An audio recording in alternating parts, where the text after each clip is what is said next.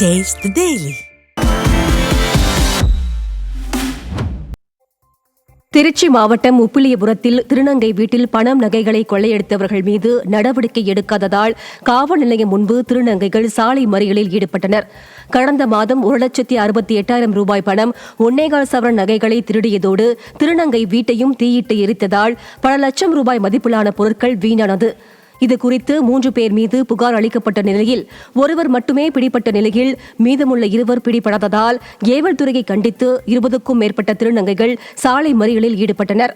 இதனால் துறையூர் தம்மம்பட்டி நெடுஞ்சாலையில் போக்குவரத்து பாதிக்கப்பட்டது. திருப்பூர் அருகே கடன் விவகாரத்தில் ஆக்கிரமிக்கப்பட்ட வீட்டை மீட்டு தரக்கோரி பாதிக்கப்பட்டவர்கள் ஆட்சியர் அலுவலக வளாகத்தில் தர்ணாவில் ஈடுபட்டனர். சுக்கம்பாளையம் பகுதியைச் சேர்ந்த ராஜேஸ்வரி சென்னியப்பன் என்பவரிடமிருந்து 10,000 ரூபாயை கடனாக பெற்றதாக கூறப்படுகிறது. ராஜேஸ்வரி மருத்துவ பரிசோதனைக்காக வெளியூர் சென்று சில மாதங்கள் கழித்து திரும்பிய நிலையில் அவரது வீட்டை சென்னியப்பன் ஆக்கிரமித்ததாக கூறப்படுகிறது. இதுகுறித்து புகார் அளித்தும் ஸ்டாலின் அரசின் ஏவல் துறை நடவடிக்கை எடுக்காததை கண்டித்து பாதிக்கப்பட்டவர்கள் ஆட்சியர் அலுவலக வளாகத்தில் தர்ணாவில் ஈடுபட்டனர்.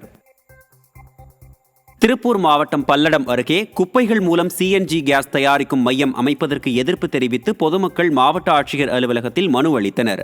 மாணிக்கபுரம் பகுதியில் குப்பைகள் மூலம் உயிரி எரிவாயு CNG தயாரிக்கும் மையம் அமைக்க முயற்சிகள் மேற்கொள்ளப்பட்டுள்ளது. இந்த நடவடிக்கைக்கு அப்பகுதி மக்கள் எதிர்ப்பு தெரிவித்துள்ளனர். மேலும் இத்திட்டம் செயல்பாட்டிற்கு வந்தால் சுகாதார சீர்கேடு ஏற்படும் என அச்சம் தெரிவித்துள்ளனர்.